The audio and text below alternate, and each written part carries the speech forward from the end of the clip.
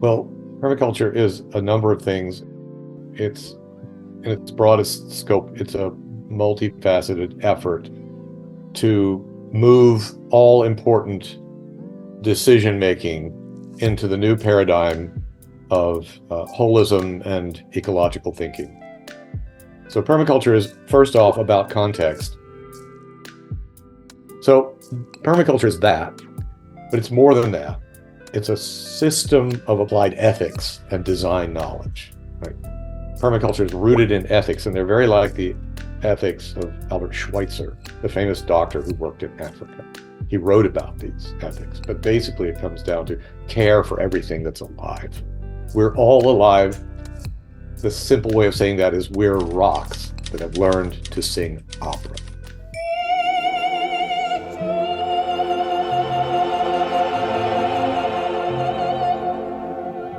Humans belong in nature.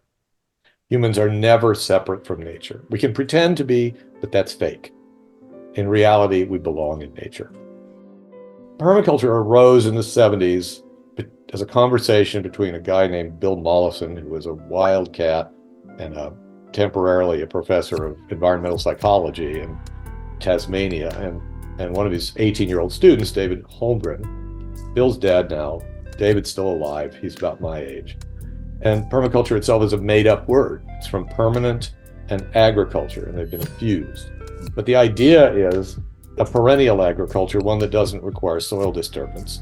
And beyond that, how do people live in that way? Because agriculture implies culture, so it's also permanent culture.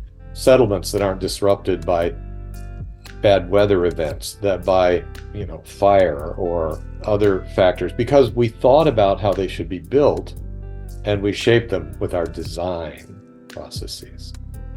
Permaculture is also a worldwide civil society movement. It's in 100 countries. It's taught from one individual to small groups or through now more and more virtual media. And it's spread that way out from Bill and David having their conversations in a house in Tasmania in 1972. And then a book was published in 78 and another one in 79. And then the cat was out of the bag and people started running with it. It's a viral meme, permaculture, which is why many people have heard the word but don't really understand it. Right. It's just been repeated a lot of times.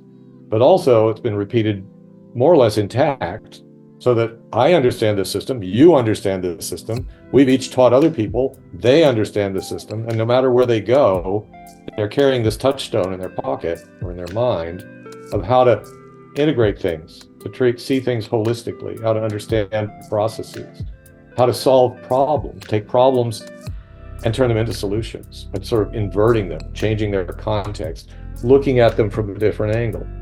We want that to inform all important decision-making going forward in all of society for everyone. If we do that, we'll solve the world's problems. We won't be destroying the planet. We won't be eroding the soil. We won't be polluting the water in our bodies. How does permaculture work? It works through grassroots training and education. By grassroots, I mean people in small groups study together, spend up to 2 weeks together. They exchange critiques of the material. They listen to a teacher or multiple teachers. They do exercises. They play learning games so that challenge their minds to get out of the box. And they come out of it on the other end, having a broad understanding of what it takes to support human societies and human life. Yep. Okay. They know how to make healthy, fertile soils, even wherever they go, the desert, the city. They can do it. They can do it on a sidewalk. They can do it in a garden. They can look at a house and say, that's well designed, or it's badly designed, and fix it, readjust it, change it. And so incrementally, and by individual action and initiative, they can make the world a better place. My daughter said to me, it's better and better every year. She said to me, I don't need to go anywhere. I just want to be here. It's better than any other place I can be. We did most of the work years ago, and it's now just richer. We're going out and tweaking it a little bit. Yeah. Well, we want people to all understand how to do that. And to do that, we do this grassroots training. Those are the way permaculture works. So teaching, practice, empirical investigation, and sharing knowledge. Why does it matter? Why does it matter that permaculture moved forward in the world?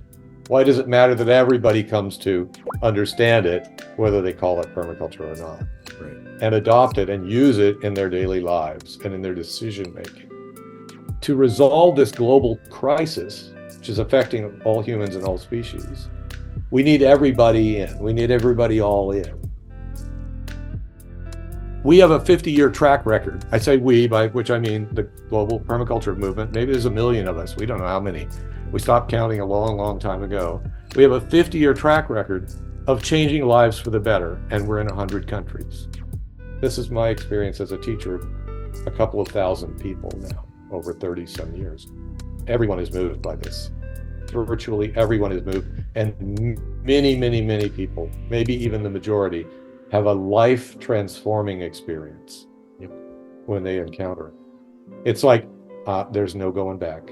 There is no going back. It's like you went right through the looking glass. You discovered heaven was all around you all at once if you could just see it. It's here.